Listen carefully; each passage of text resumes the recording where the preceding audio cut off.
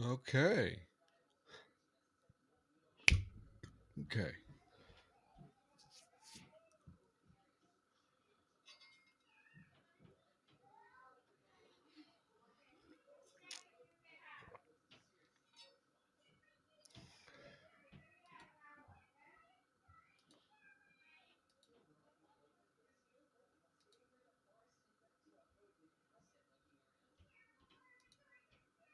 Good morning, folks. How are we doing?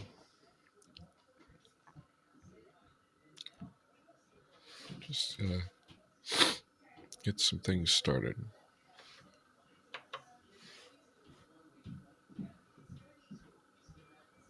Hi, Madeline. Hi, Nemo.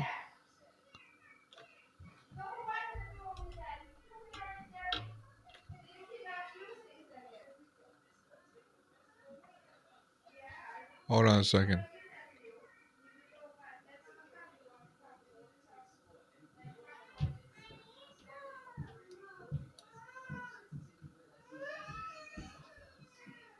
Hold on a second.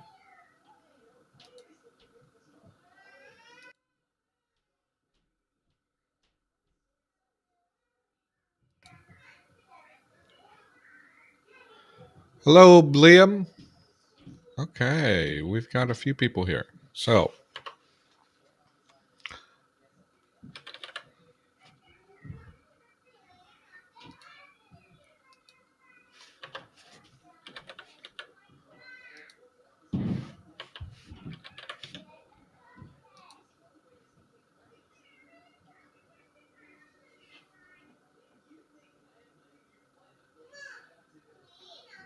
okay. Are you guys picking up noise?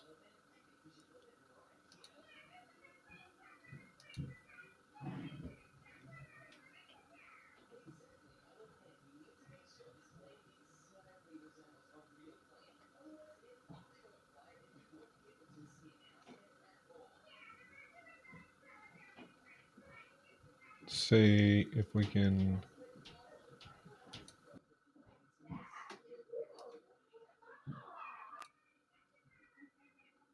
reduce that a little bit. Get some background down. All right. How are people doing? We're going to start off the way that we usually do. We will get ourselves an animal of the day.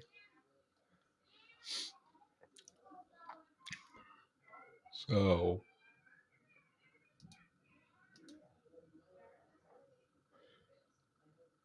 see, we've got a badger, and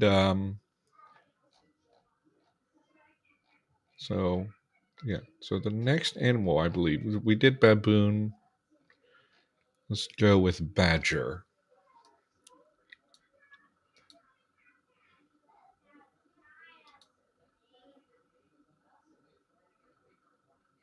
Ah, why am I doing this? Hold on. I need to switch my profile.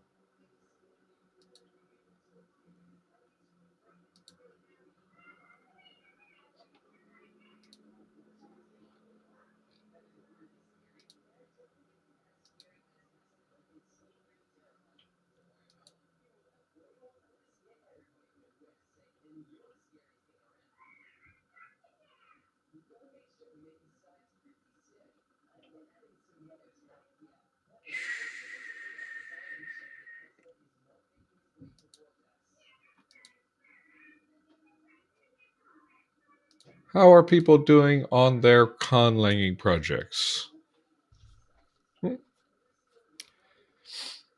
So, so I'm going to do research on badgers, and I think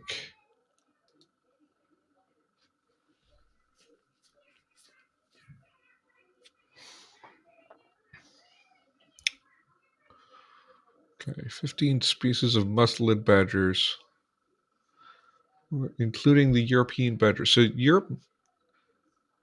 European badgers and American badgers are actually related.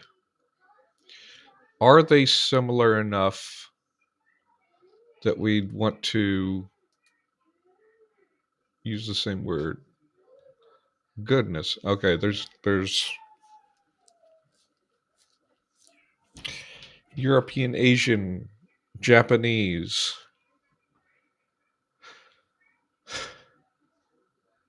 There's a lot of different, yeah. Honey badgers.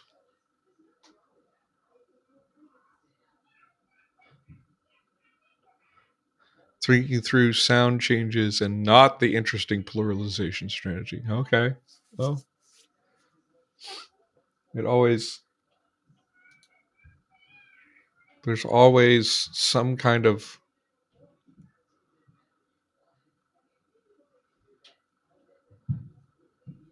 okay.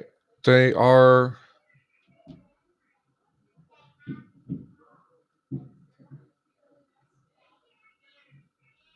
okay. Okay, so badgers don't form a valid clade, but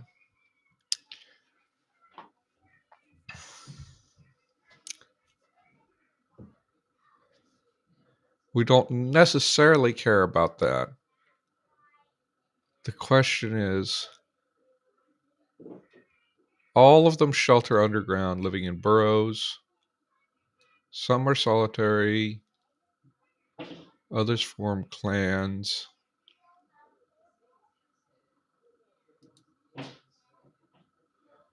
Badgers are nocturnal. So they're all nocturnal? That's useful. So let's take a look.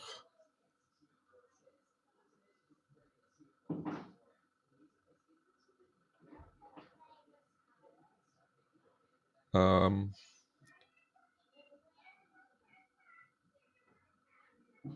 Earthworms, insects, grubs. Mhm. Honey badger consumes honey, porcupines, and even, okay.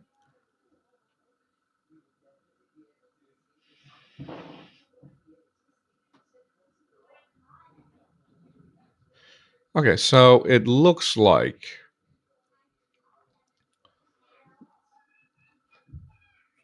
hi, Philippe. How are you doing?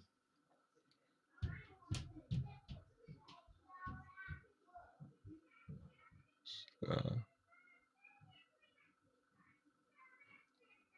so I think being a polyphyletic group is not something we're going to worry about. Remember, I've said, because, I mean, if we look up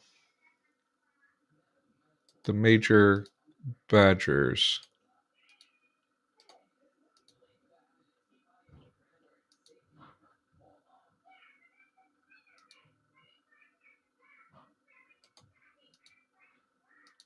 like, there's a reason that the American and European badger look very similar. Honey badger looks pretty different. It could be something that we make another name for. But the other ones, like, they all have like the markings on their face.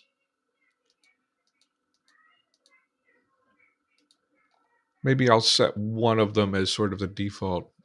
Oh, you changed your name? You're doing fine? Okay. So,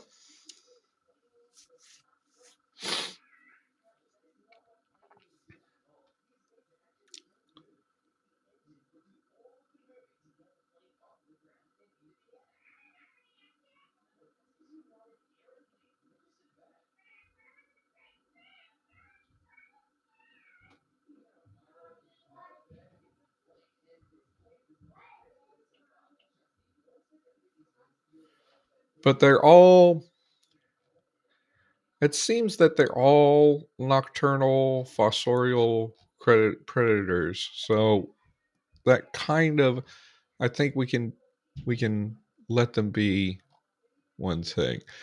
Um,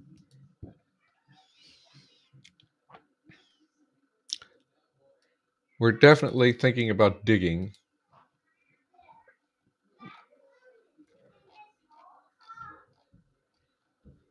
D&D gives them a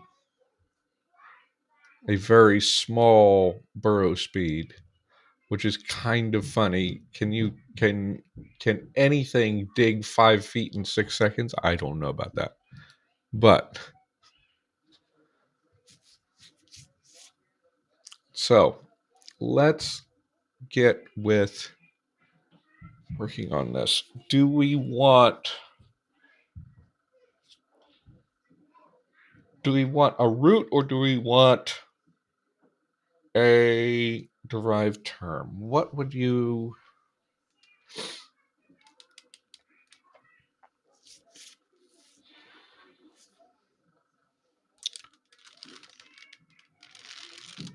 Because if we wanted to derive it, I wouldn't necessarily be opposed to that.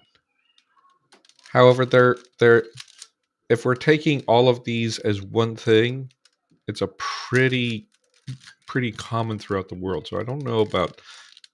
We might necessarily need a root. Let's generate some roots. Let's see. I have an idea of what we could do to derive. Prit, pa, baki, pia, klagi, kito. Okay. I have a thought here.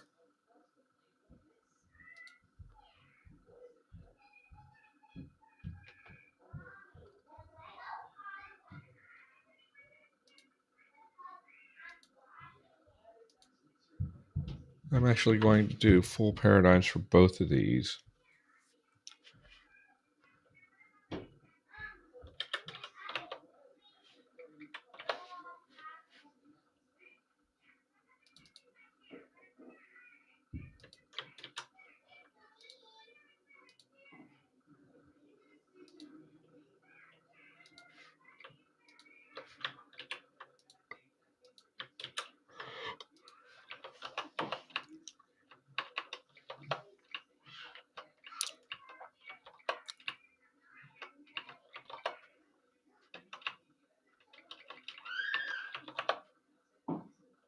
And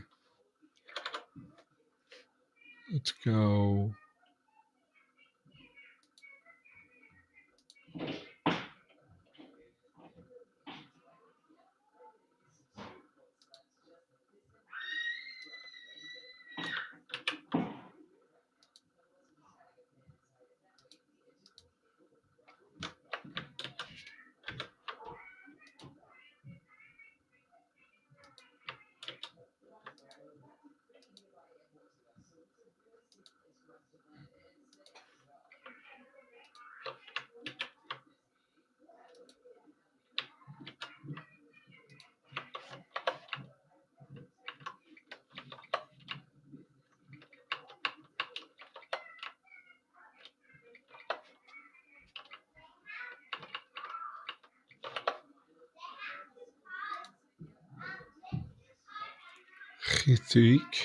Okay, let's see what this turns into.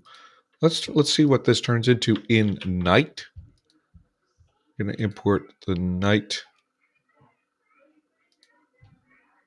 sound changes so that I can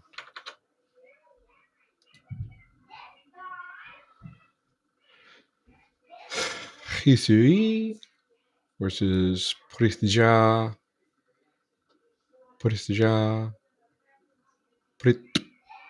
Pritpa, Pritpa, Pritpa. Okay, that's nice. I think actually Prithja, Prithja.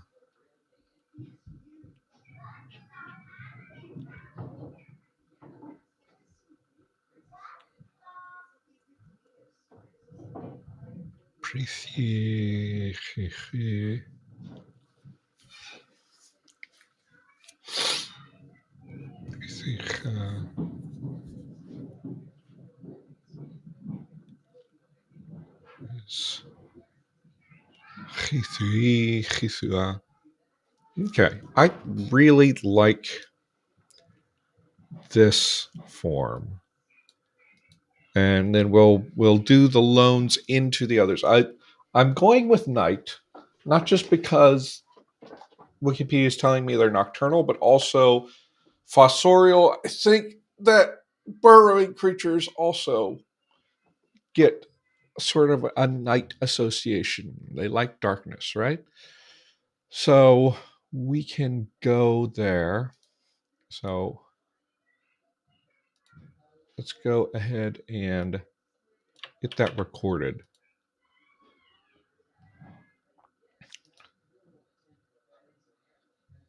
Oh, I don't want to make something new in.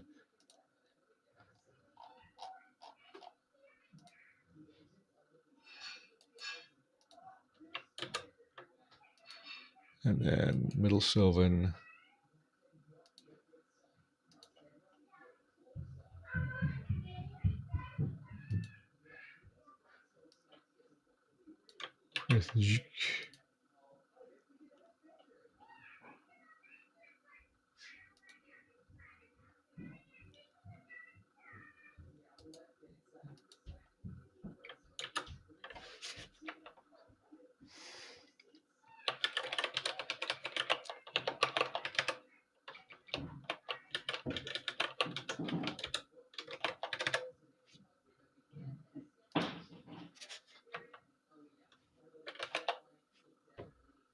Okay.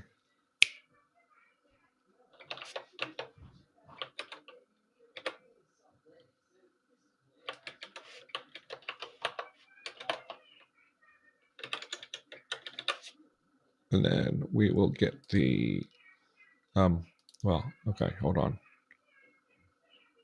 Settle down. Let's not go too fast.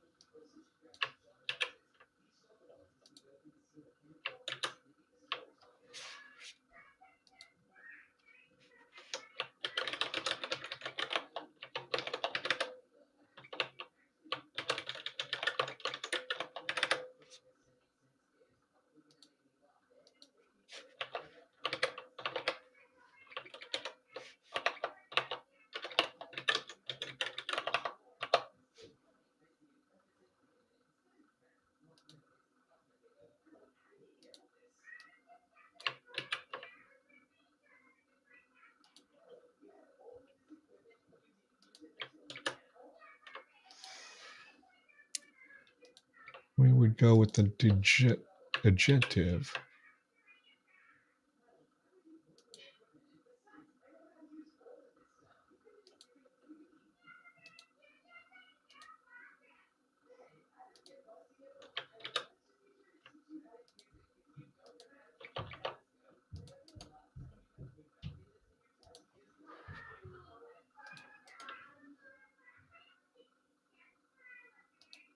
Okay. Now, for the Dawn and Dusk varieties of that.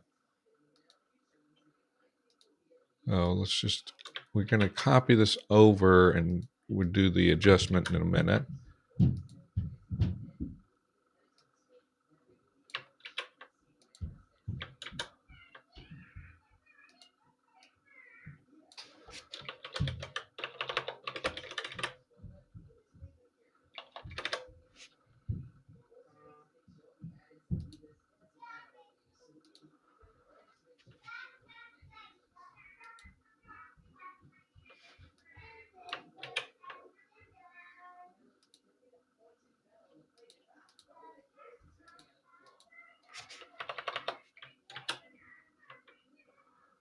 Actually, let's actually do dusk at the same time.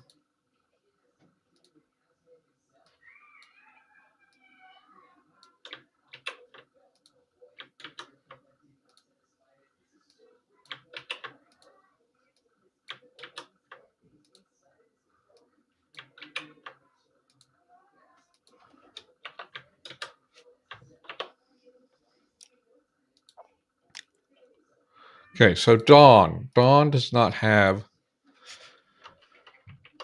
So that's going to be the same. It goes to E, right? Dawn does not have a theta anymore. Usually it would be adapted as sh, right? However, with this fricative afterword,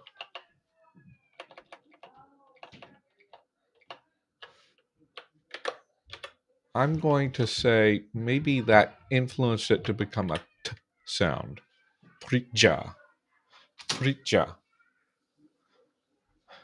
Right? And that would be the form here.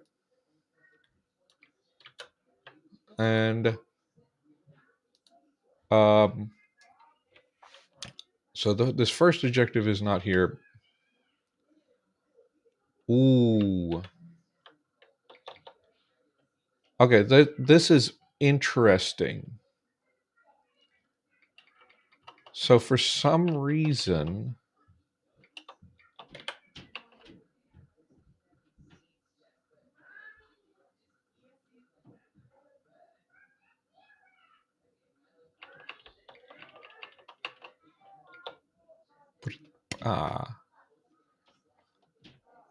and then I'm going to, for the pronunciation, I'm going to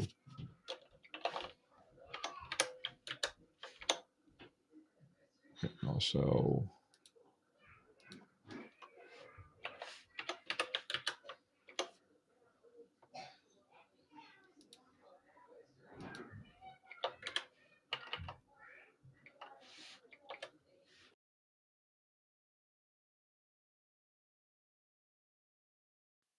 for some reason, night still has, oh,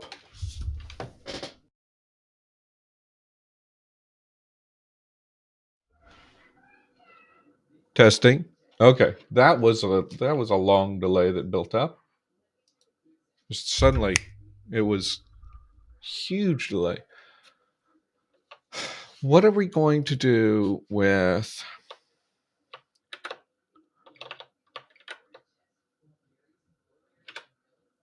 Because this is not. This definitely sounds cool. Why? Why does night even have that? Yeah.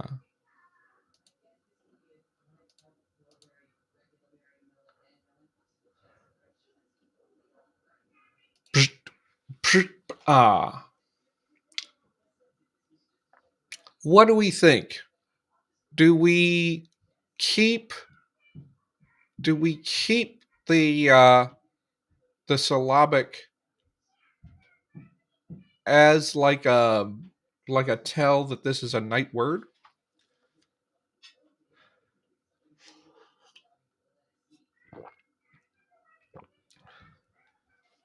Let's do the other parts. So this he is going to go away. I think we're just going to go ahead and apply that change here. We're going to have pri, and then here it's much more straightforward what happens to that is going to become the sh. Prisi.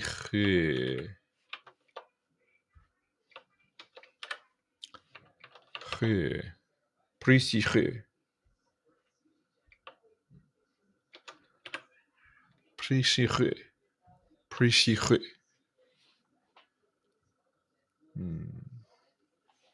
And then we have the same thing here. We have prpa, prpa, 巴鱼鱼会巴鱼会 I think we can leave this ü here. 巴鱼会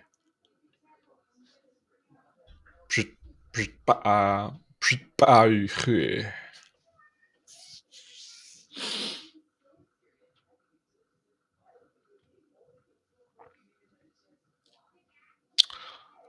I'm leaning toward actually keeping the syllabic fricative. Weirdly enough, even though it would violate the phonotactics of Dawn and Dusk, it sort of feels like something maybe they would make an effort to preserve. Now Dawn actually has adjectives, so that's not a thing to worry about. Um, Now here we're going to dusk actually does have a th sound, so that is going to be preserved. Prithja, prithja, prithja, and so that will be different. However, this would largely be adapted the same.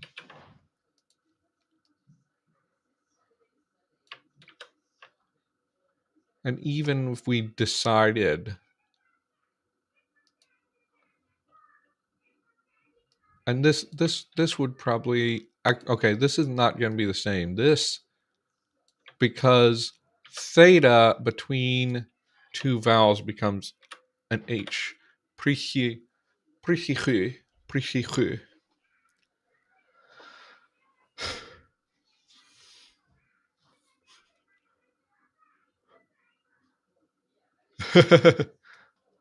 Still working on your word bank, huh? Okay. But this will adapt the same way. Pa pa I don't know, guys. I think I like the idea that we end up like occasionally getting these syllabic fricatives sort of haphazardly, just like yeah, as a marginal thing through night. It's just another like note that happens. It's just another thing that like, oh, okay, this was a night word, and it suddenly pops up. So I think we're going to get that. Okay, I'm going to have a note.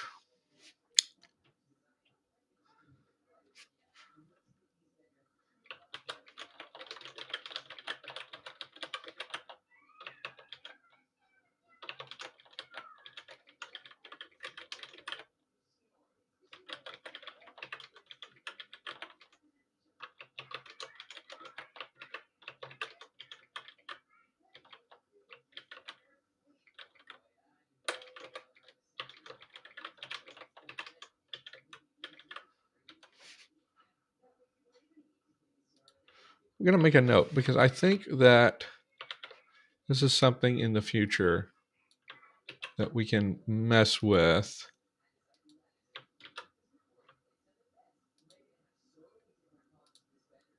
We'll also add that note to the night form so that we can say like, because I think that honey badgers look different enough. The European and American badgers, I don't know how closely related they are, but they look very similar. The honey badger looks the most different. But yeah. Okay. So All right, that's our animal. Let's pull up our documents and see, where did we leave off here? So we were starting at so documenting, wait. Okay, so I guess we started the morphosyntax section here.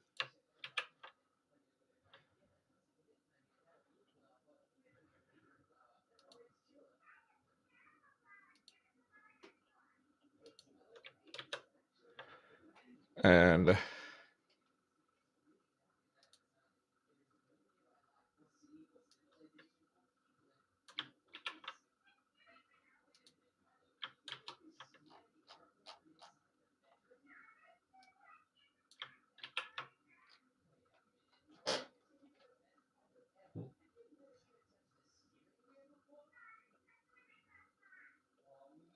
yeah, Nemo, it's only ever going to occur in loanwords because both of them completely replaced that. And I guess it must have been a situation in Night where, I mean, I can check the sound changes. What exactly led to that being preserved in Night? It was so this is ch the ch. Okay, so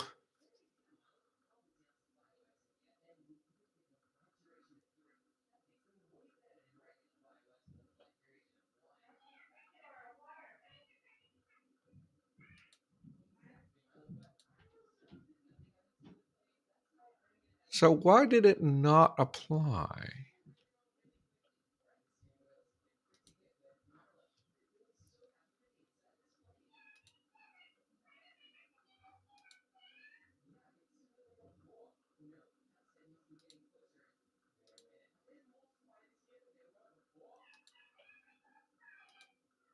Okay, I'm actually not sure why.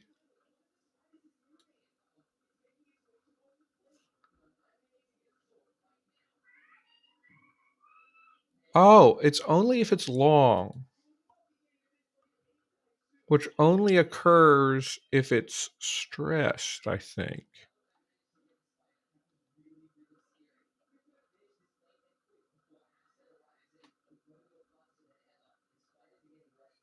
No, okay.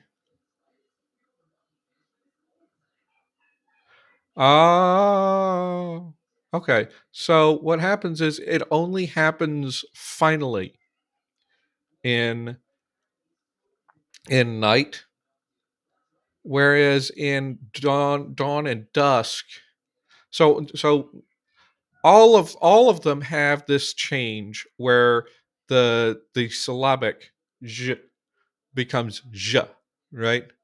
And then that there's further changes that can change based on which dialect happened, right? Um, uh, oh, I wanted to make a language for a point. Unite the world. Not really, just a code for me. Okay. Well, yes. Many people have made languages for that purpose, but I mean,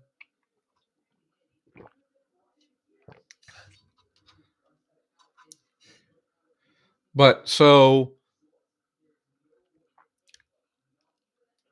this is only going to happen when you have a long vowel, which is only going to happen after the final consonant deletion, or a long zh, right? So yeah, I think that's cool. It's like constrained, but I have established that there's a high degree of bilingualism in the Fae, and we do have things um uh with Dusk, it is getting these adjectives, even though adjectives were lost in Dusk, from Dawn or Night, right? So there's some precedent for them attempting to preserve things that are not necessarily in their own language. Okay, so yeah, that's good. Okay. So let's get back into this. So we need to figure out how to do the noun classes. And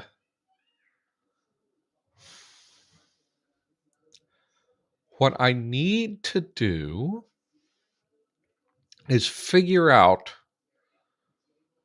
what the typical inflections are for noun classes. Mm, so yeah. Actually, I think I'll type up some explanation. So we have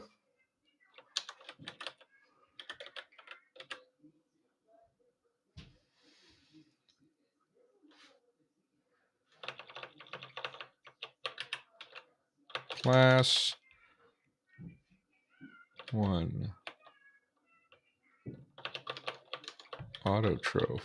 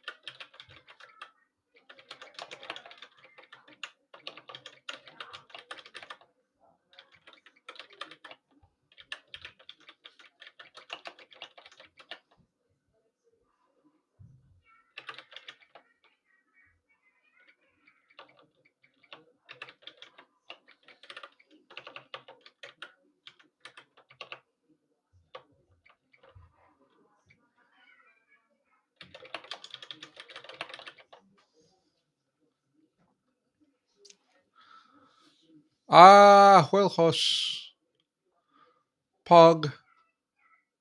Well, I'm doing good. We've got quite a few people around. I just want to jump in, get some stuff figured out. I want to see how many people are here.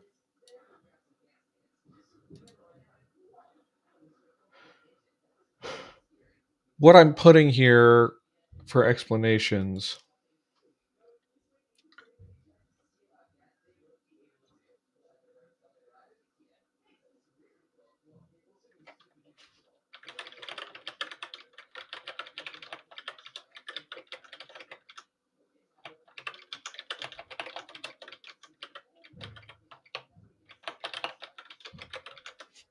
There we go.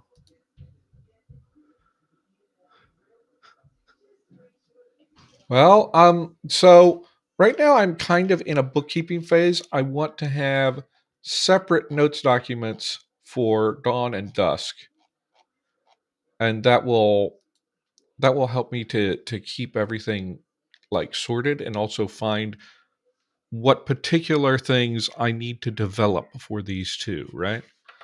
Um,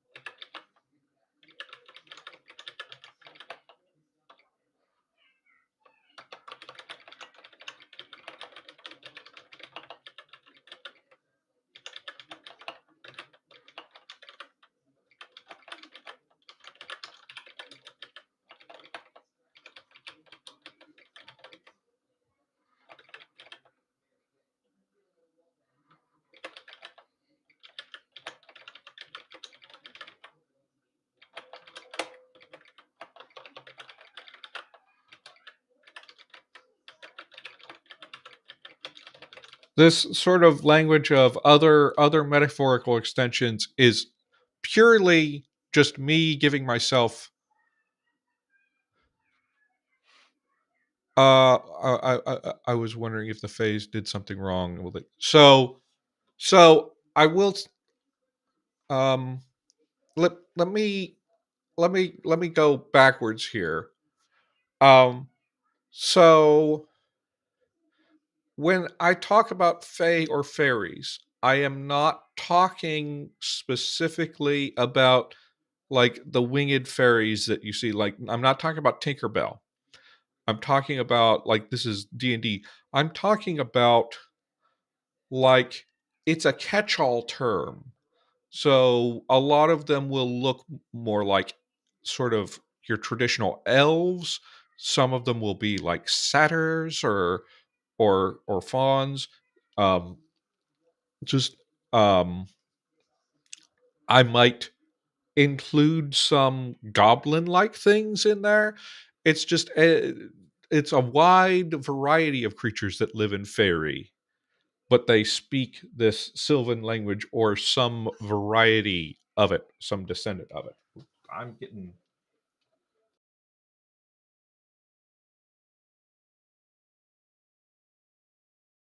so you're talking about losing wings. Now there are pixies there. Maybe the pixies might even have their own like divergent dialect, but um, that's not all of them. Okay. And then well, I now that the relay I'm running is almost, we decided to translate the final text together. And I'd have a presentation and such. What do you recommend for the presentation to contain? Okay, so as far as a relay presentation, like you can kind of choose you can choose how much to give. Like a traditional conlang relay presentation is just giving um the like you have each person's like the conlang text they got, the English text they translated, and then the English translation of what they or well then no, it would be like the English text that they translated, then the conlang text that they translated into, and a retranslation of that so that people can follow like what they deliberately changed versus what is like a weird mutation from the last person. Um, Sometimes you just do the conlang and the English. That is, if you want to add more like cultural notes and stuff to that, the presentation is going to be longer. Um, Also, the tradition is for each person to present their own thing. That's why for the YouTube conlang relay, that was like, oh, uh, uh that was everybody doing their own video. That was my version of like at the LCC, everybody just walks up to the stage and reads their thing, right? So if you want to add more stuff to it, that's fine, as long as your people have the time to like go through that and enjoy that. So it's not there's this is it's kind of an informal thing. It's not you're not necessarily going to have anyway, back to my stuff. So what I'm doing this is I'm saying like this is the semantic core of this class is plants and chemosynthesizers, right? Then I say there's some common metaphorical extensions, ecosystems and landforms that support ecosystems. And then I'm giving myself room, okay, other metaphorical extensions. Um, an example for autotroph is bones are autotrophs. That was suggested by somebody in the chat. because the idea is like, because they support you, that's kind of a like a kind of similar to a wooden frame. It's an interesting metaphor to go with, right? And so I want to leave myself room to do those ad hoc um, extensions, because that is one of the things that's really interesting to me about noun classes is you have this set of categories and they have a semantic core to them, um, that like, okay, this is like the thing that this means, but then you have to find some way to fit everything in the world into your categories, and that's the issue, huh?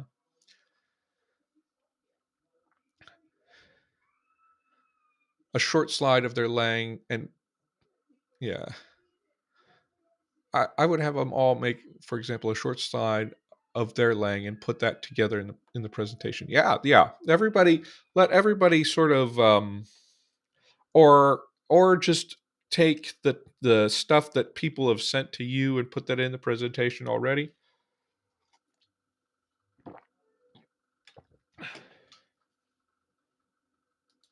Okay, so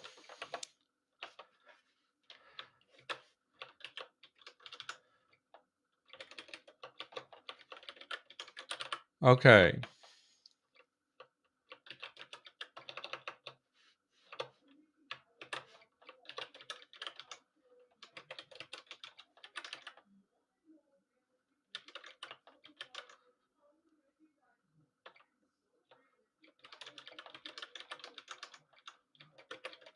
portion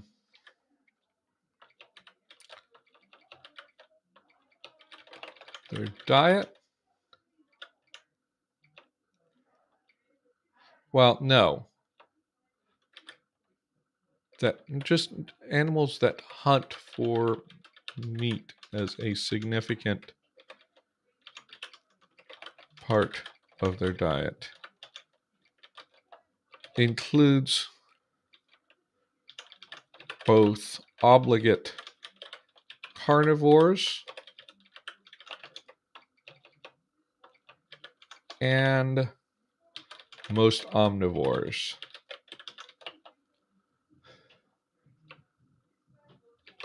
$7 old today. That's great. That's a long time to be developing one language. Um,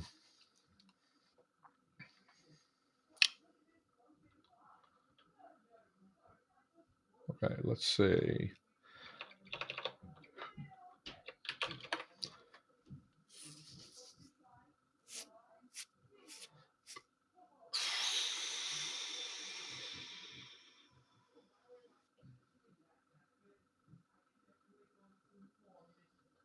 And think can be extended to both natural and manufactured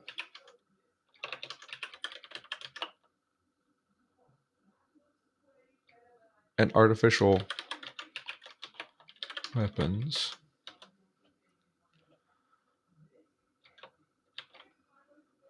among other metaphorical extensions.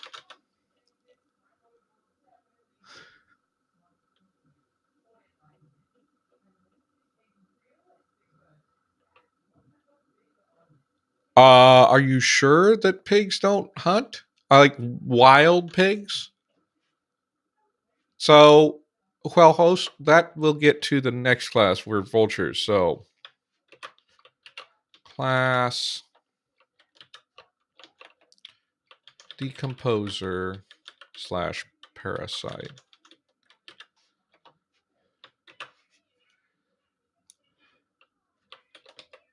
includes animals that primarily scavenge or decompose dead material,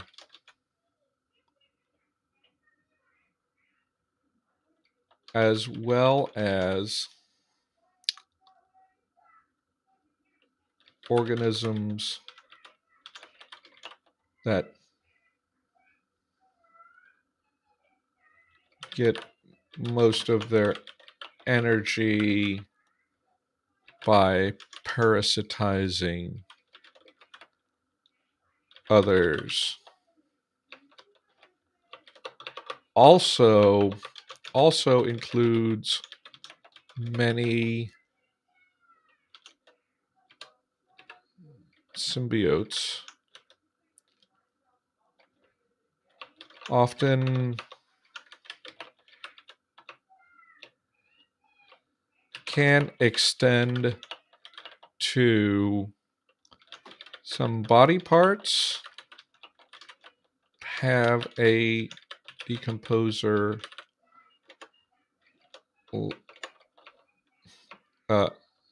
have some body parts that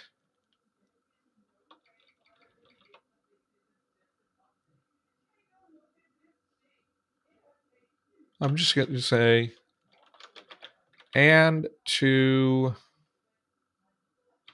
most mental skills slash uh, nouns relating to mental ability, mental to emotions, skills, and other mental objects. I don't know. Mental phenomena.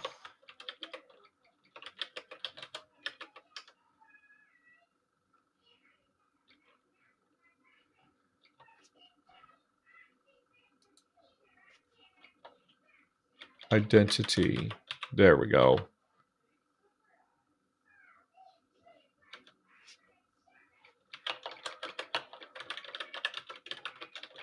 So the logic, so yeah, so this is going to be a little bit tricky. Sometimes I think the parasite class, or the decomposer parasite class, is a little overloaded because there's so many things that can fit into it. But like, yes, animals that primarily scavenge or decompose dead material. So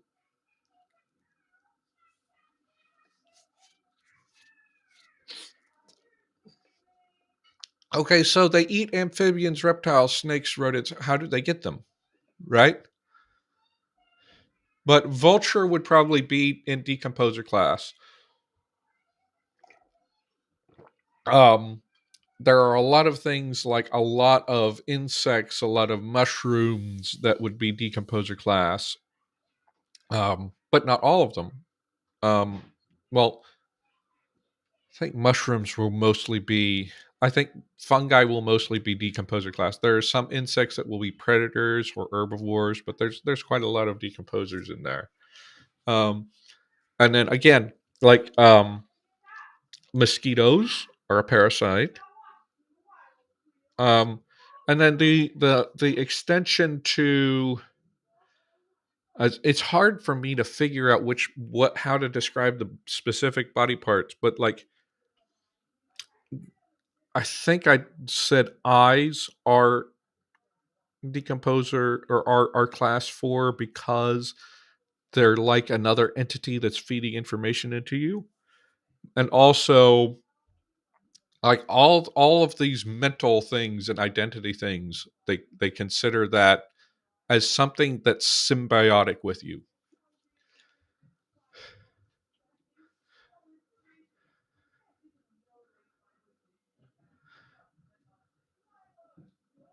Would they realize it as a decomposer? Yes, because one of the stipulations I made at the beginning is that the Fae are connected to life in such a way that they actually have perfect knowledge of all living things. So they know what they actually know this information. Um, and so I don't know if there are fungi. Fungi definitely are not autotroph class because most of them cannot produce their own food. Yeah. Um yeah. And let's go class 5.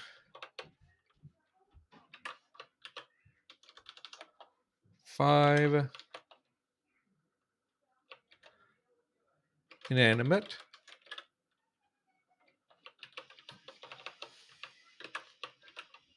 Covers most non-living things on the earth, like rocks and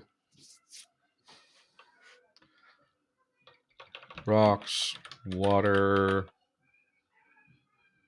etc. Some abstract concepts will be inanimate. Almost all corporeal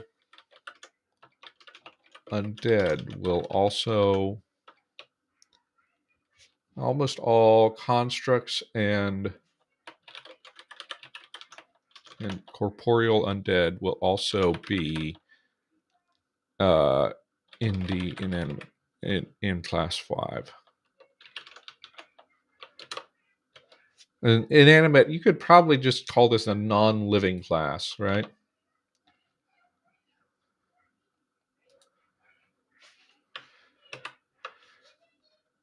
Class 6,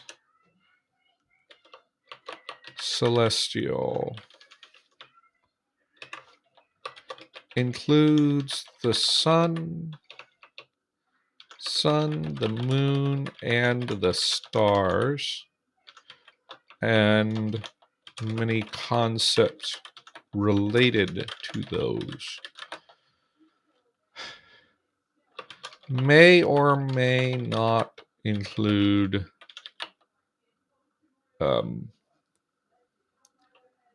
beings from the outer planes.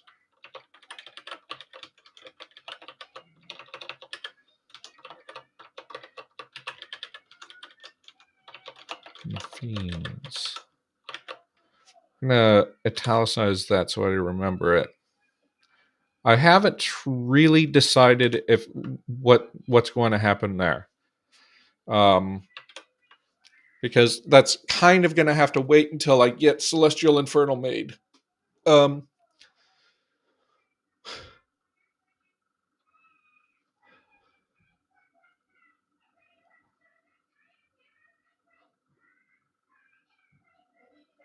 So, okay. Okay, how about fresh meat as a significant portion of their diet, since hunting is confusing people. Hunting, I feel like I have a very much broader sense of what hunting means than you do, because for me hunting also includes a lot of ambush predation and opportunistic feeding. So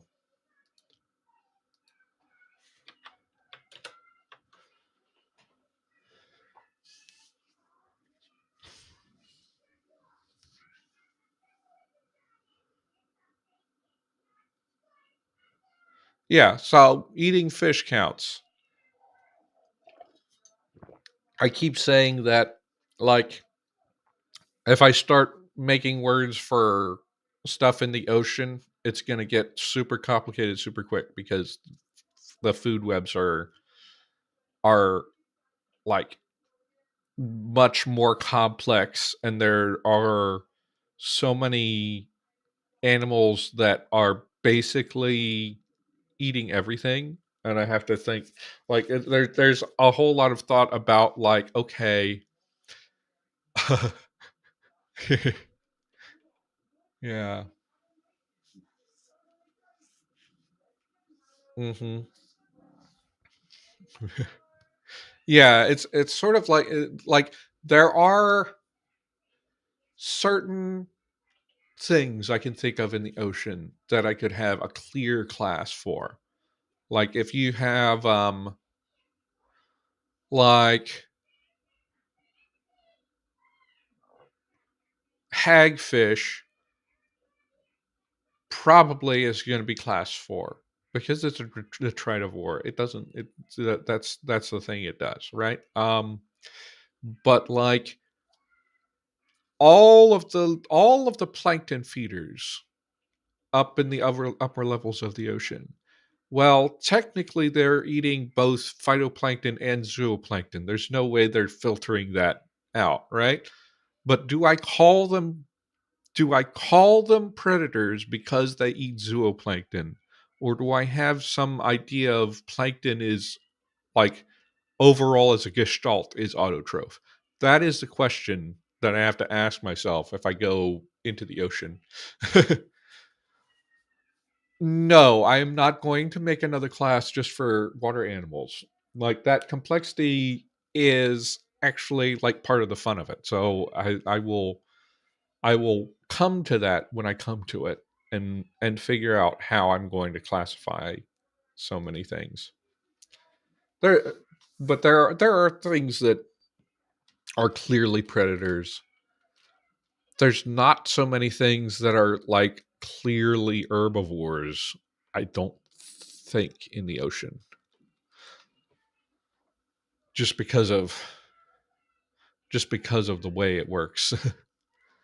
um okay, so we have that. Now I'm going to make charts here,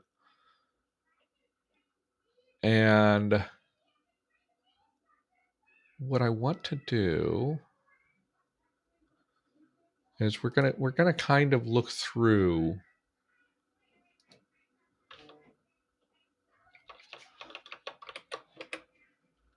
and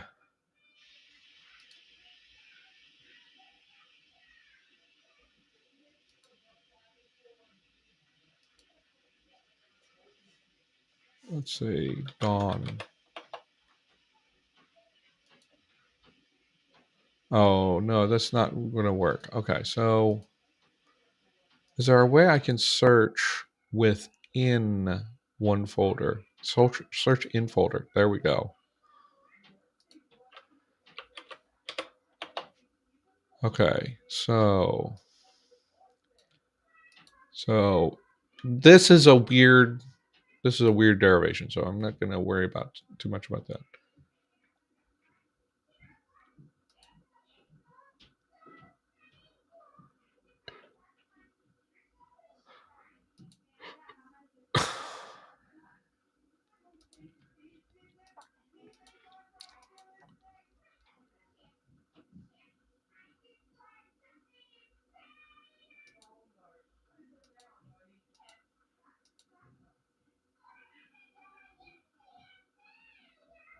Here, it's like I put crows and ravens in class 4. I probably could have gone with class 3 as predators, but I mean, it's that was sort of a vibes thing. We usually associate them with like death and decay and carrion eating, right? Uh,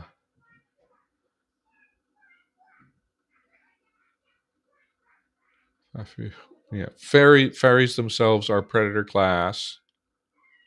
By default, there might be different things. Okay, so I have this is one thing that so we have some predator class things. That's a loan word,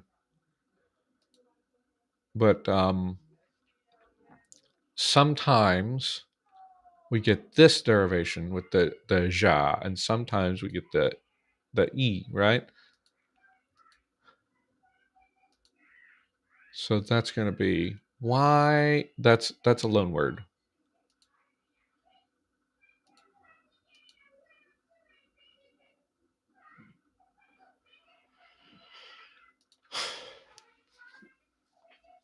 So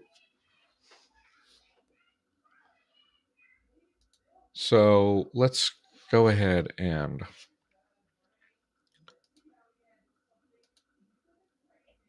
I'm going to get singular, plural, nominative, and accusative forms, and then it's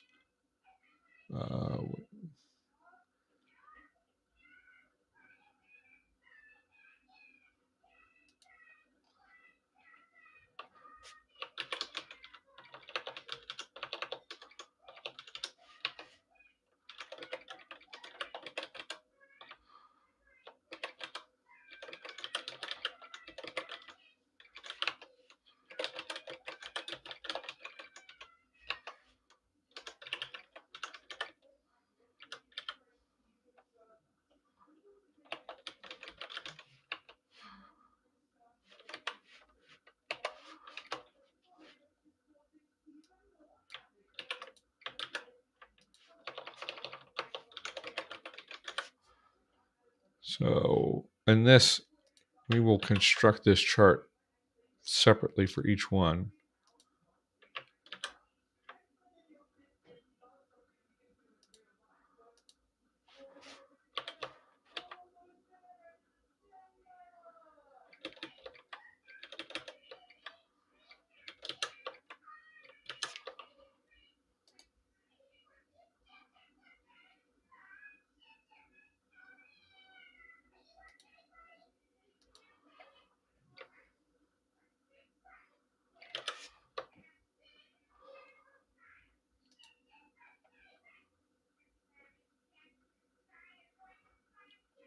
And then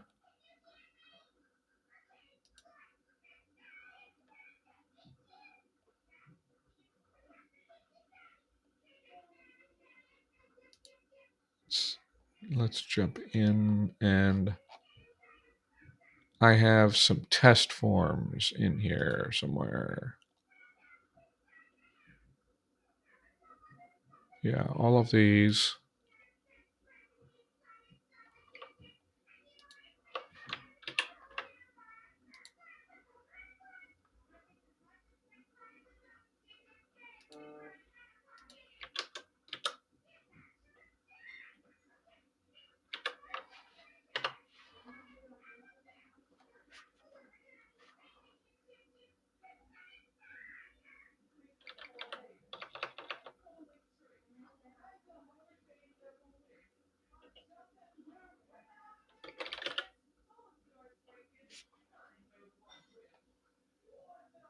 Hold on.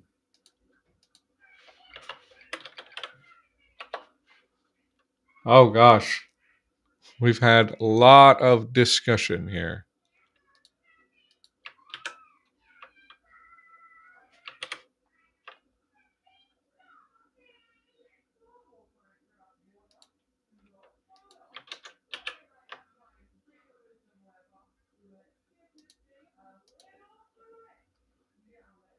So what I'm going to do here is, right.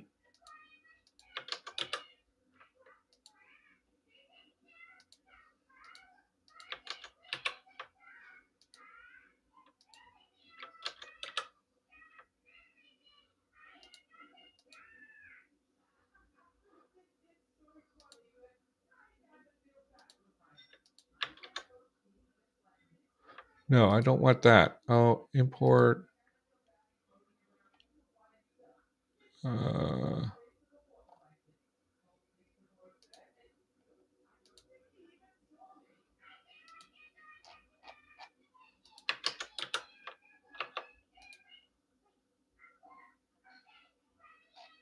Any errors? No errors. Okay.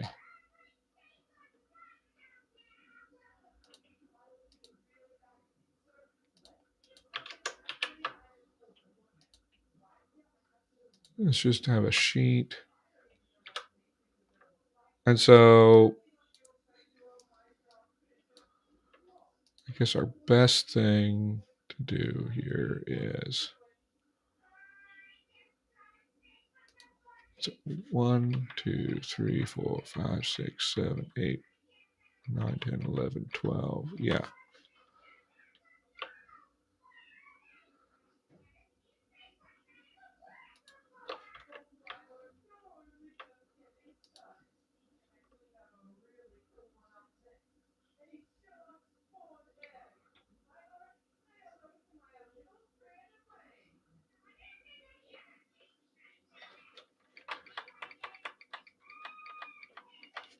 Yeah, okay.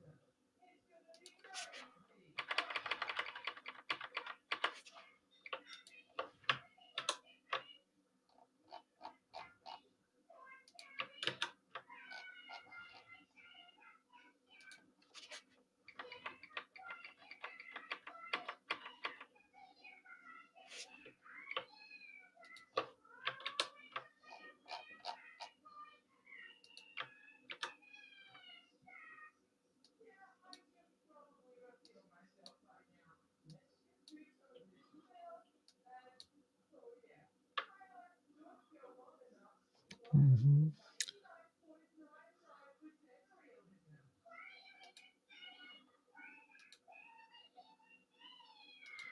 Okay, I messed something up.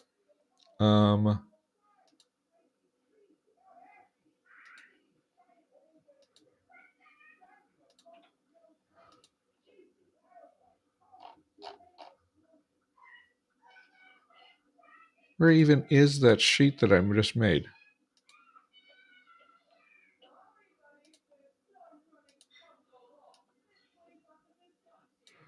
I know what I did wrong.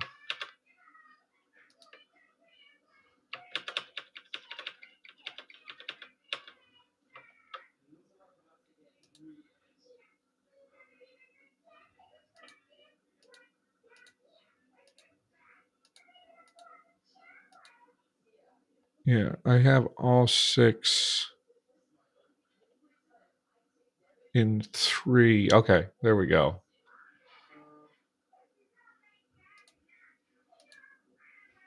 Should be actually.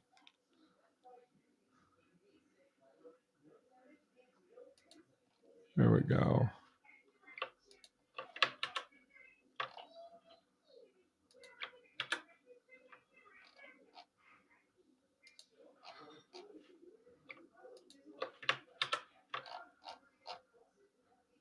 So we're going to take these as sort of the canonical situations, right?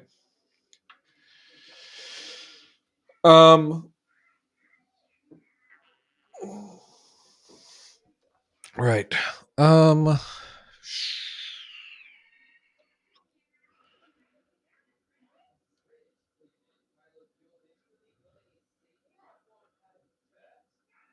Okay, so let's minimize and we can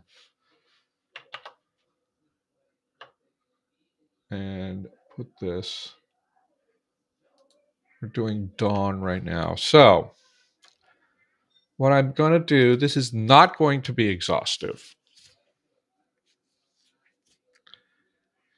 is we're going to sit here and think about, okay, right. So Class 1, the nominative singular was usually going to be she is usually going to be she or je.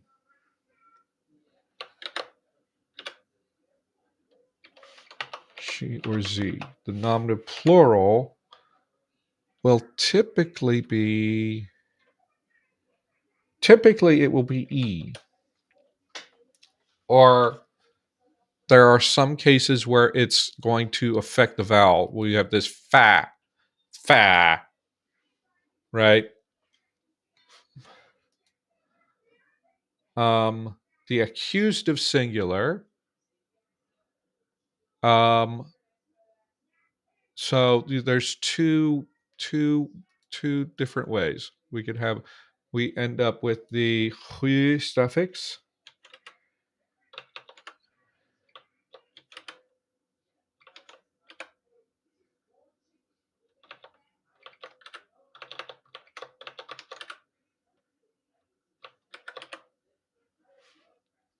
or we get the sha suffix. Okay, or we can have a, and that usually has the tone. So it would be sha or ja.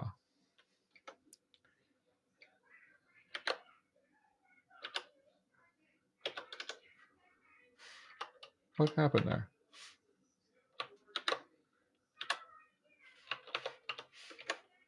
Right? Okay. That fits there. Oh, that's going to be singular. This is dependent on whether it got the agentive or the so whether the accusative comes from the oblique, which is for more agentive nouns, or it comes from the the locative for sort of less active. This is also the accusative plural can be the hu suffix.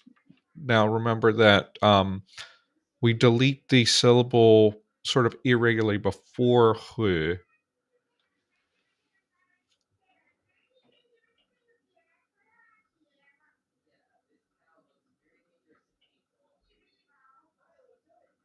Not necessarily in this case. So we might actually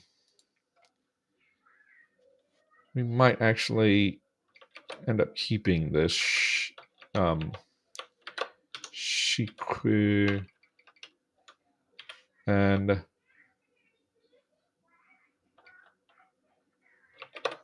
ji jihu.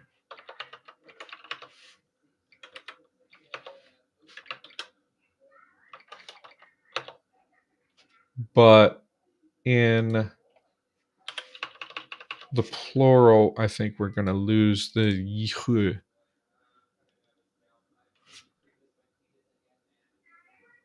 Meihu, faihu, puihu. I'm going to stick an I at the front there. Or we will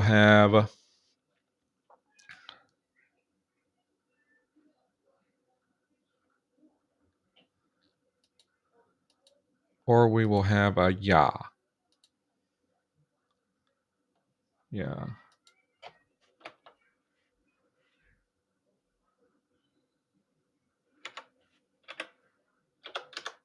Okay.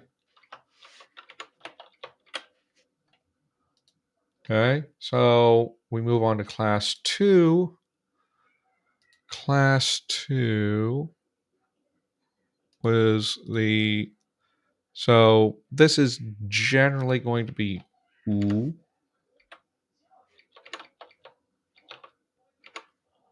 And it's going to be tone bearing.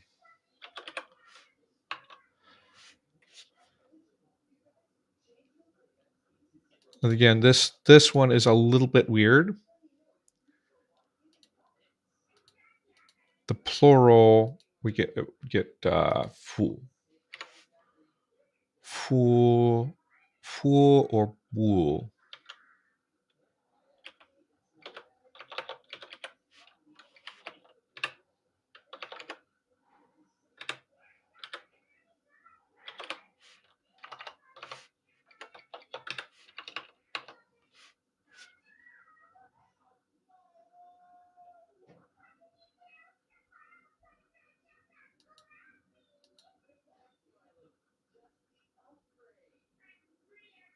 And then did we decide?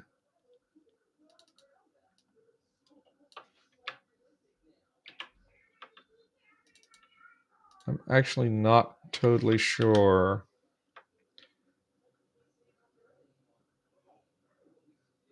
if we're doing it that way.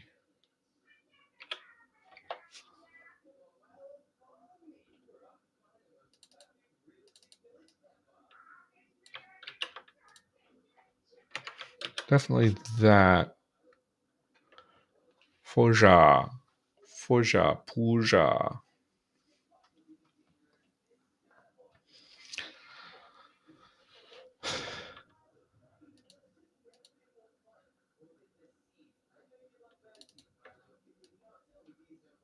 This absolutely does get reduced. Yuhu, or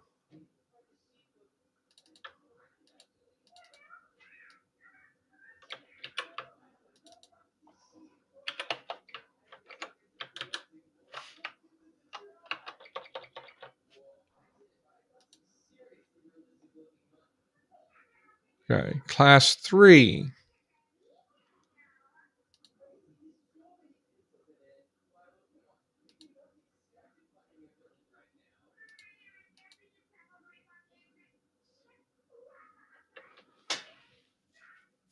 All of my test forms are giving me deja.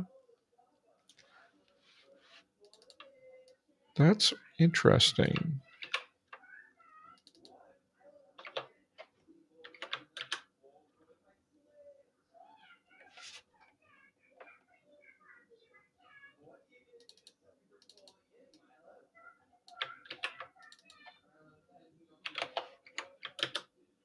That's not right.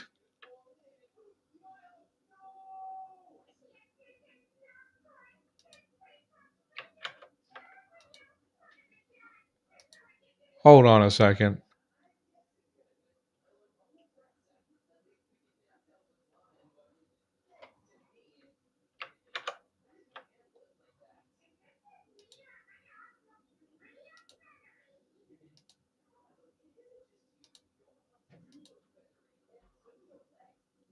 Why is it giving me retroflexes there?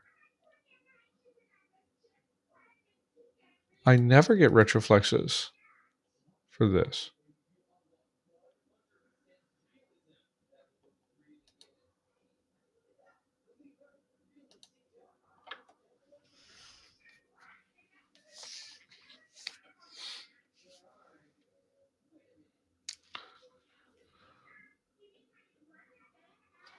Okay, let me figure out why am I getting retroflexes here?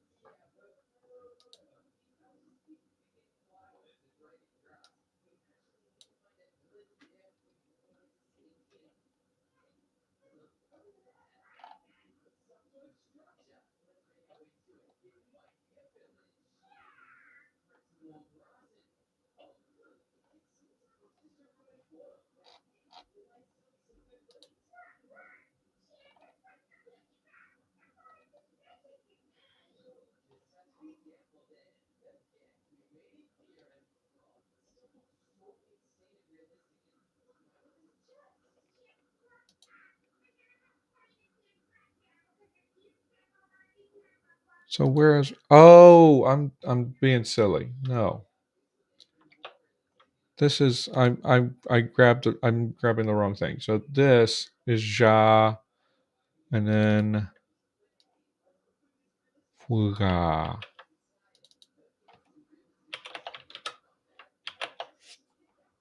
Wuha.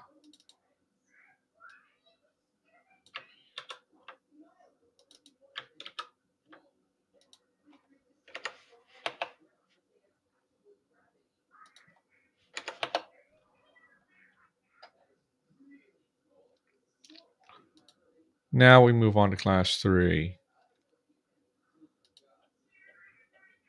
And this is wrong. This is wrong. This should be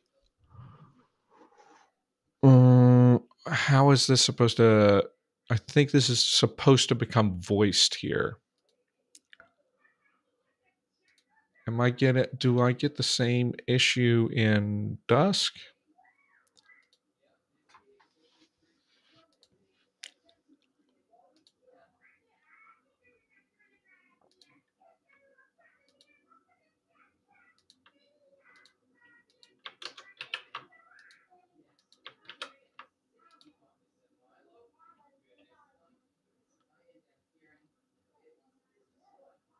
In Dusk, it becomes just voice.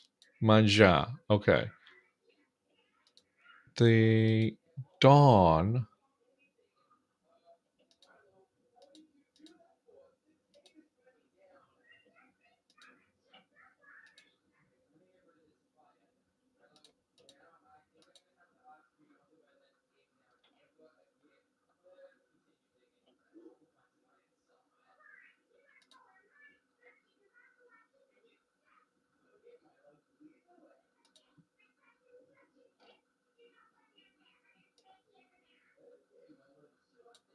Manja. Oh, that's weird.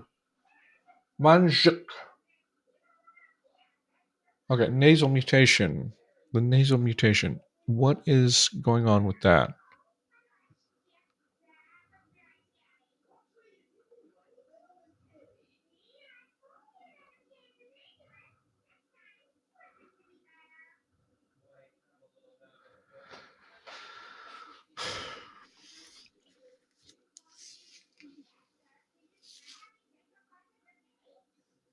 Oh, I see what happened.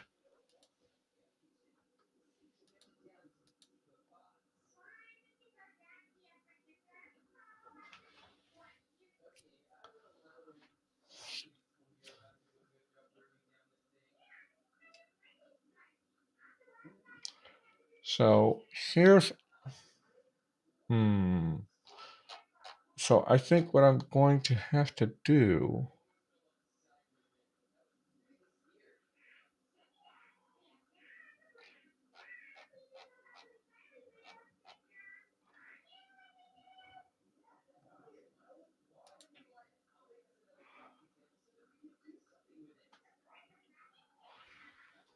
is just let me test something here.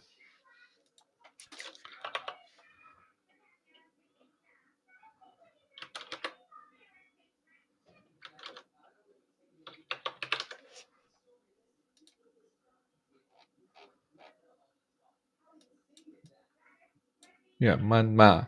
Right. So what's the problem that I'm running into is that there is no okay.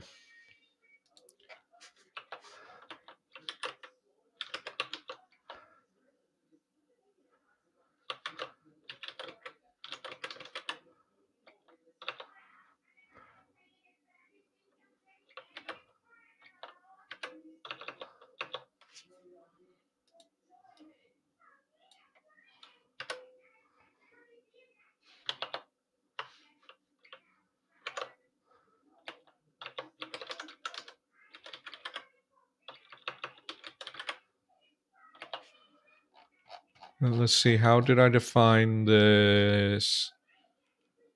The I think we're just gonna lose the tongue height,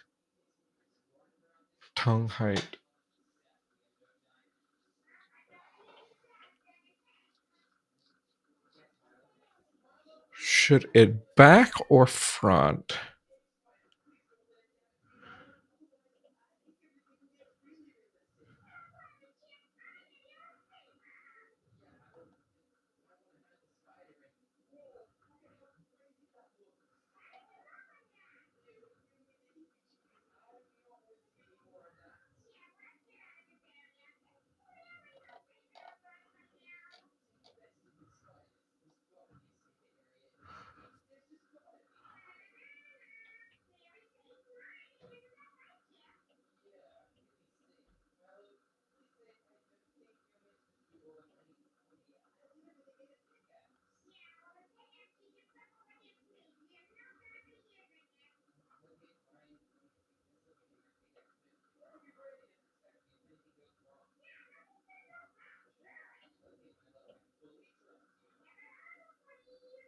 Manga versus mana.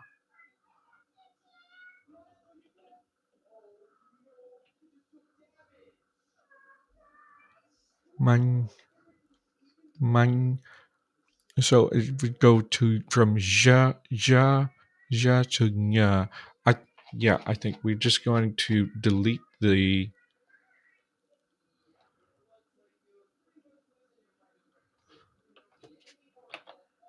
Where am I?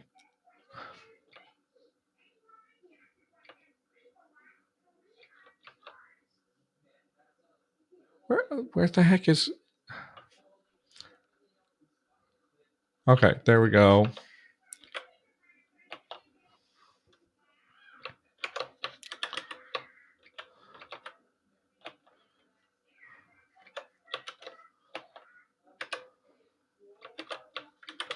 So we remove the height from that. If we remove the height. What?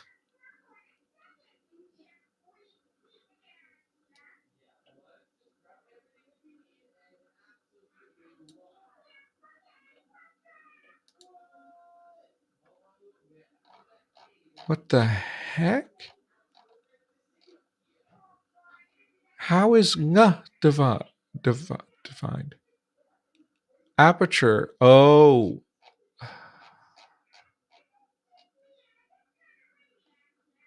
Wait a minute.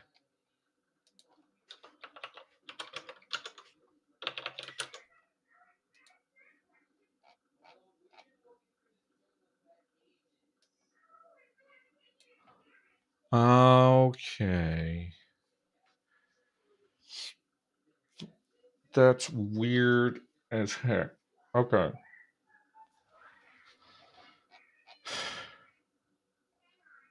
So we have this.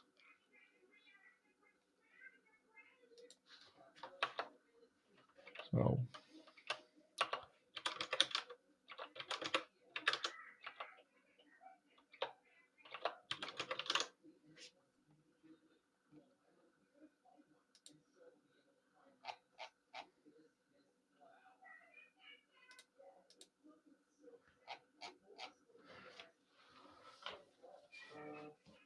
yeah, okay. So this is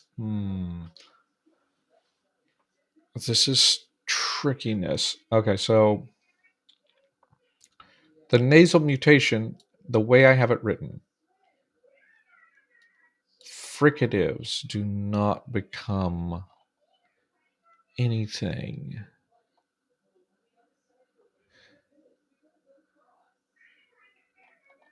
This is my problem. Okay.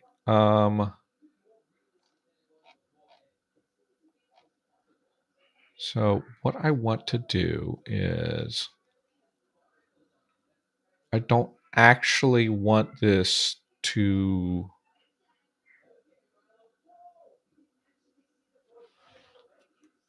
So I kind of want everything to go one step further somehow. But what is that step? Manwa? Do we want to turn it into? But we don't have that many.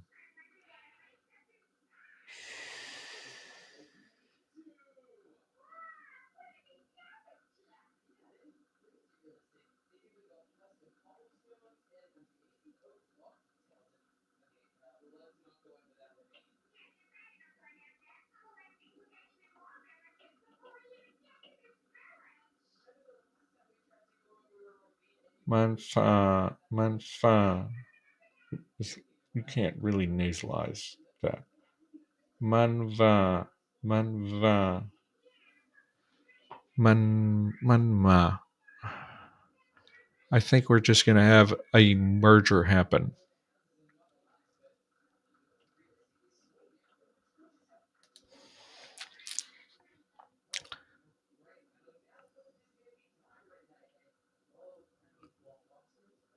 So what we'll have is we'll add aperture.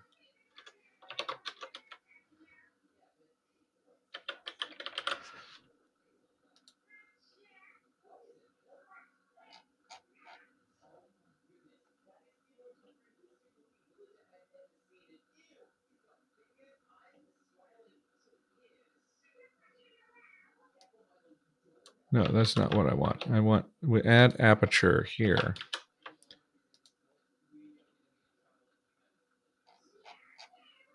Manma. So we'll have both manba and manva will become manma, and then with this,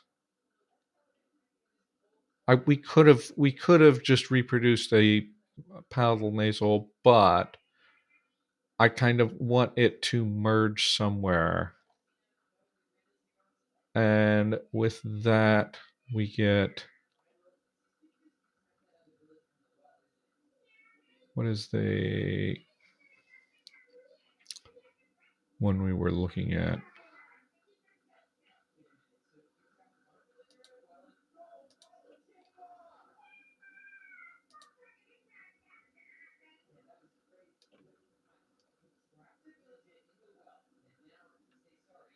Put this in my spreadsheet so I can see it better. Yeah, it was this mancha becomes what? Why? What?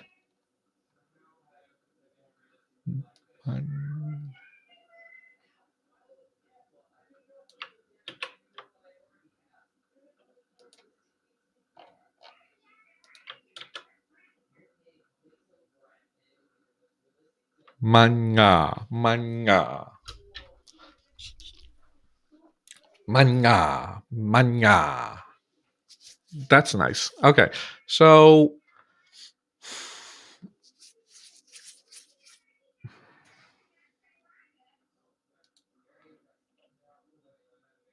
we get this. We've got potentially an E. We have this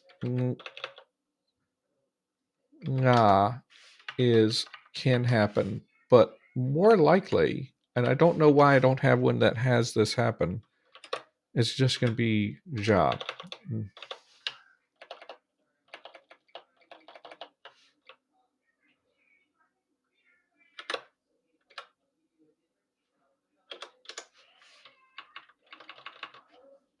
Now let's go.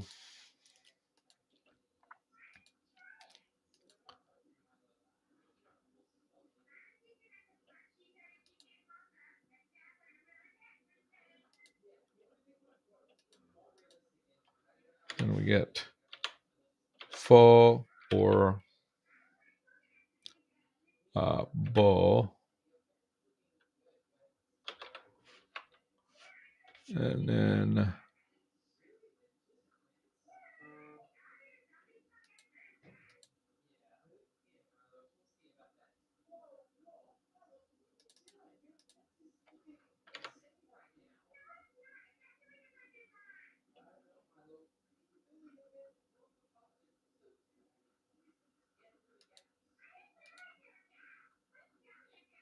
where is this coming from?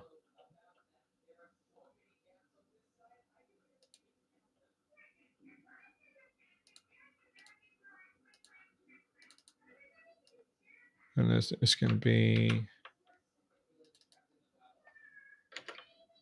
hu or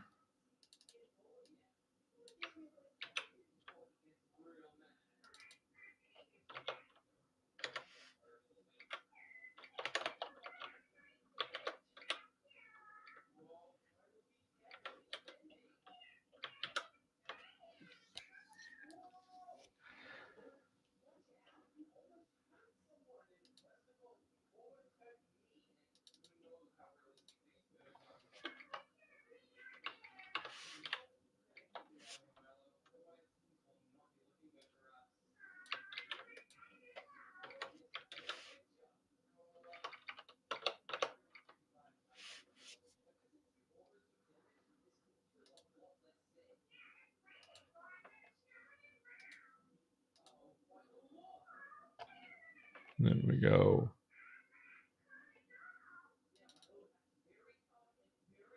Oh, this.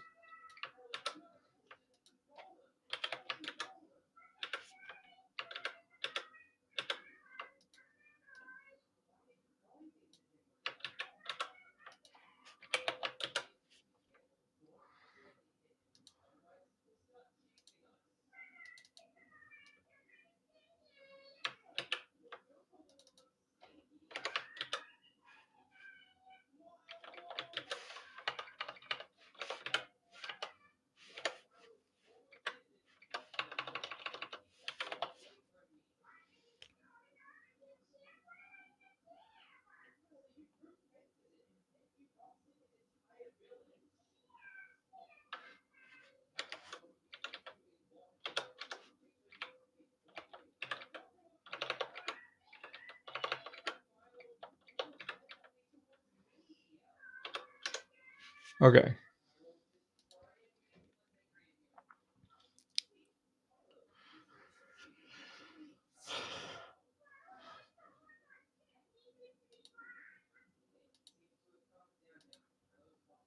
This is easy. This is basically almost always E.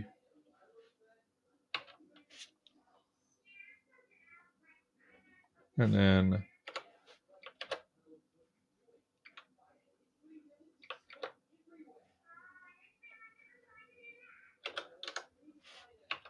then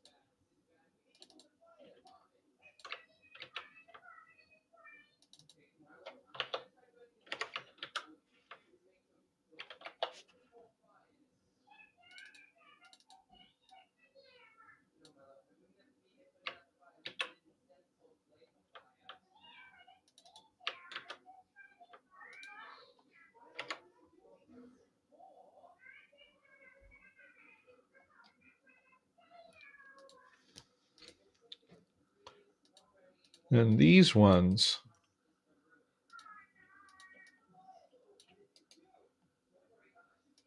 do not differentiate singular and plural.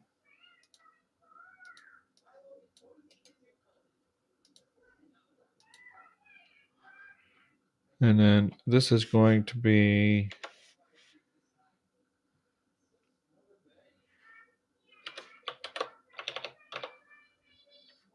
null. We'll just put a nothing there. And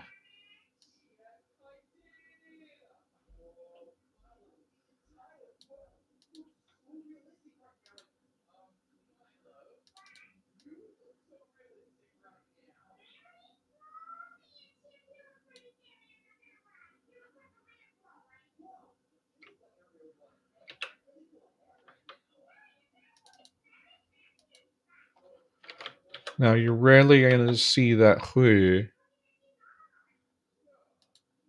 but this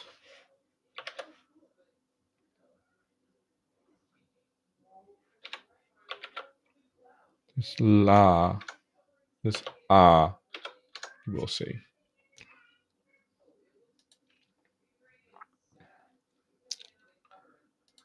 And then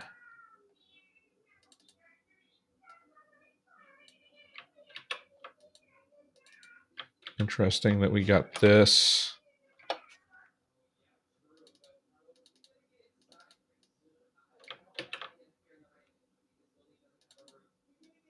No.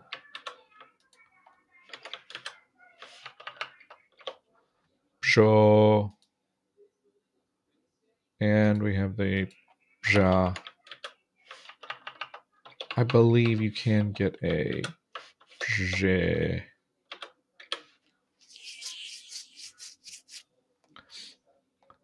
And then This is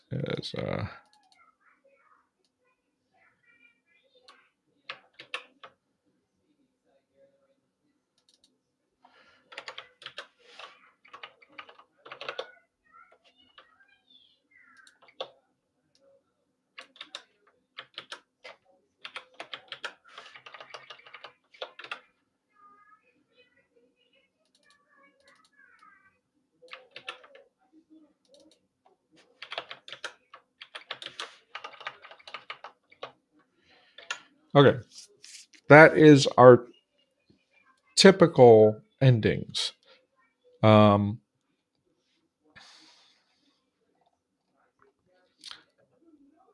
yeah, it's good to actually have that sorted out because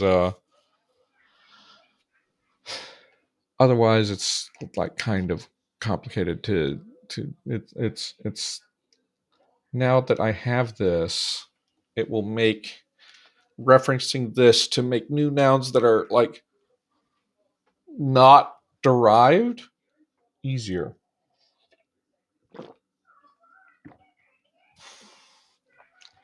Let's do now if I can quickly get the chart for the other one done, then that would make things easy. Let's export this.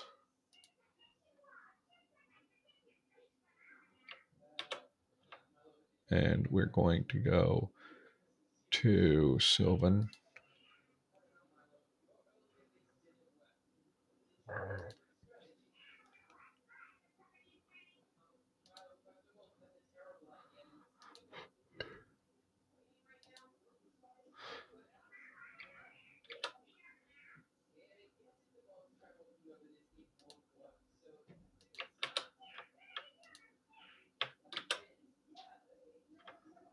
This is Dawn 27.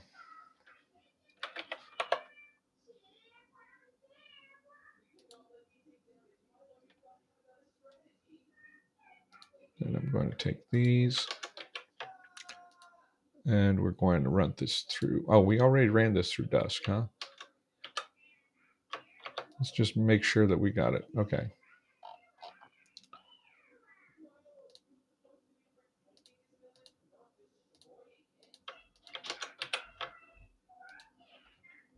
Go through this.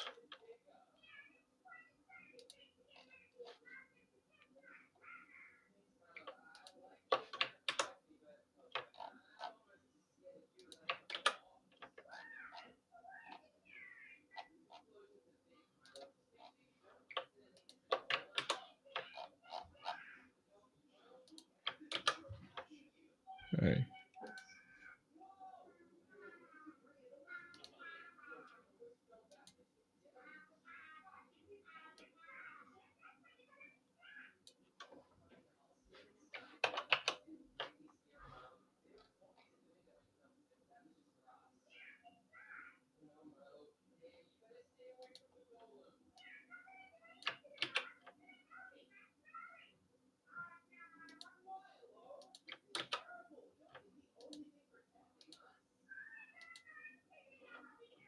Okay. This is pretty easy here.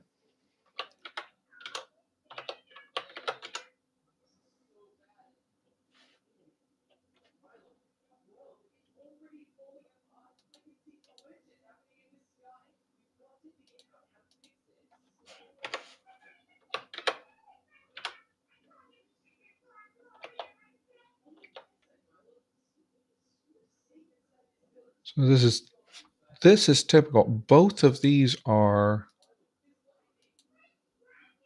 oh, interesting. This ends up being a 0 and this is like a stem alteration. Now, accused of singular.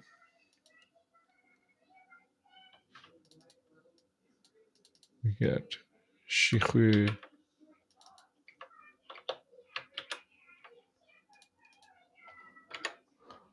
or sha.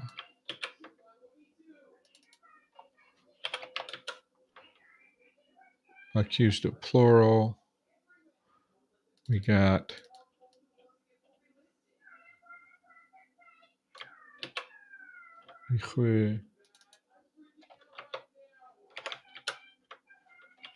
or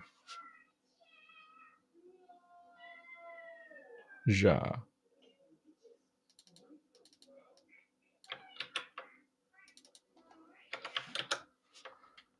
Class 2, I'm assuming that we got either u or v.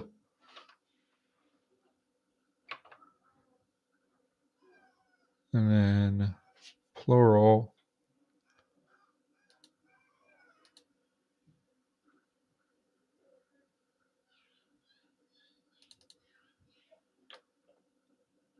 the fu or the pu.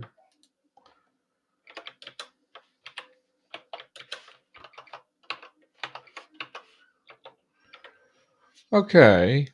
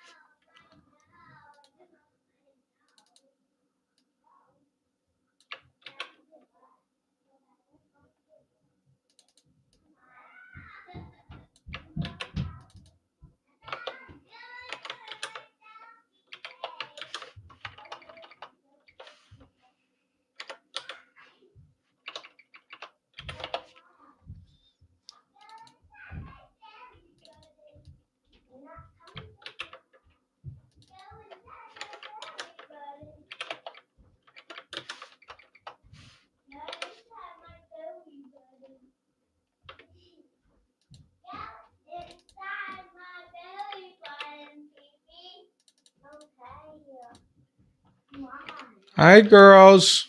We want to play Minecraft. In just a moment. In just a moment. Mommy said you were done soon. I will be done soon. Okay? Okay. How about... What are you doing? I am working on a language. What language? It's my fairy languages. Fairies. Yeah. Okay, you stay off screen, okay? Okay. Look how I can steal it. You can steal it? Yeah, like this. I'm strong. So I can steal it. Oh, goodness, girls.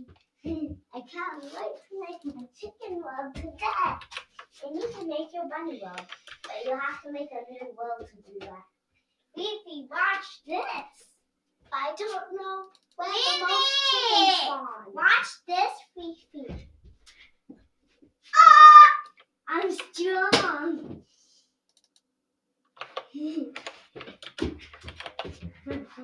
I'm strong.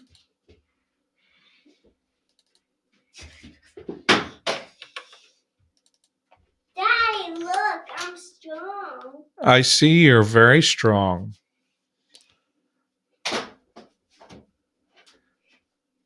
And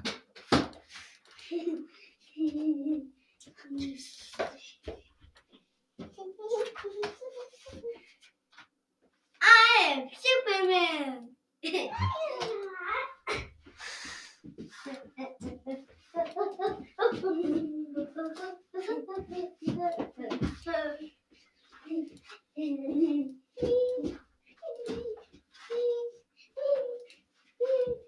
How about we see it? Wait, can you lift me up? Because you can lift this up. You want to try lifting me up?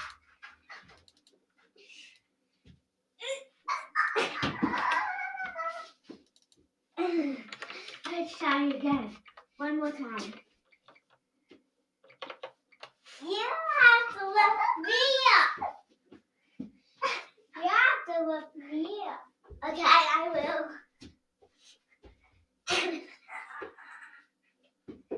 I lift you up.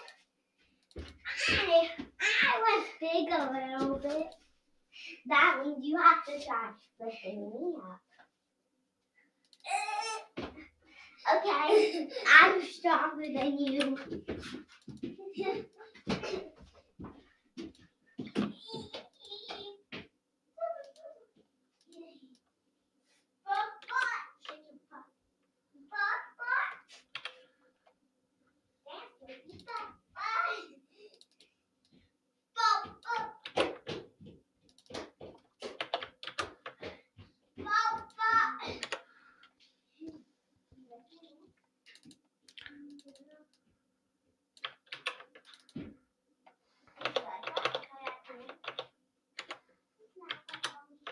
He thought that to McDonald's. Oh, let it go.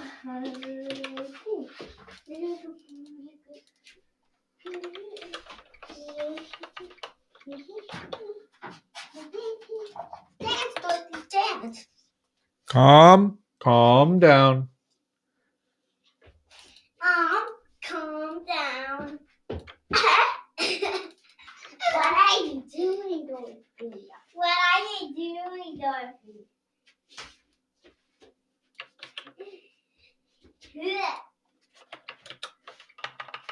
That's what copying is.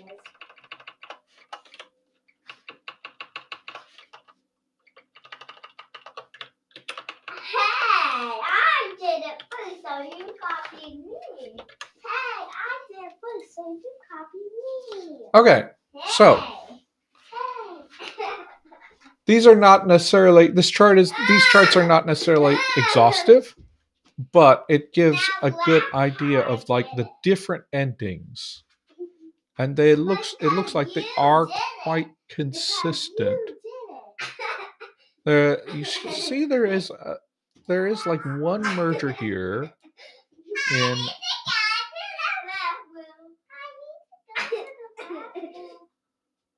Okay.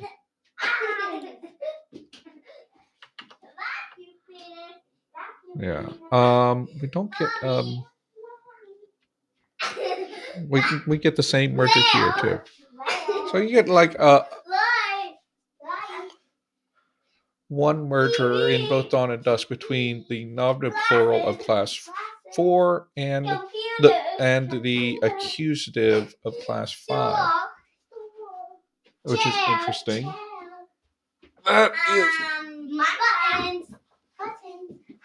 but otherwise, yeah, that's just some bookkeeping I was working on. Next time I probably will have to write up the cases and stuff, and I don't know what I'll be working on next time. It will be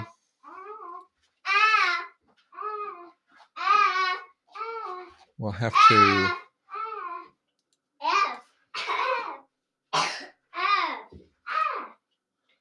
So we go to nouns. I mean, I have a chart. I can describe the cases. Okay. We need to work on the possessive classifiers, which we can do. Okay. Well, that's about all I have for today. And yes. And these kids want to play Minecraft, so I'm going to have to log off. And everybody, you guys have a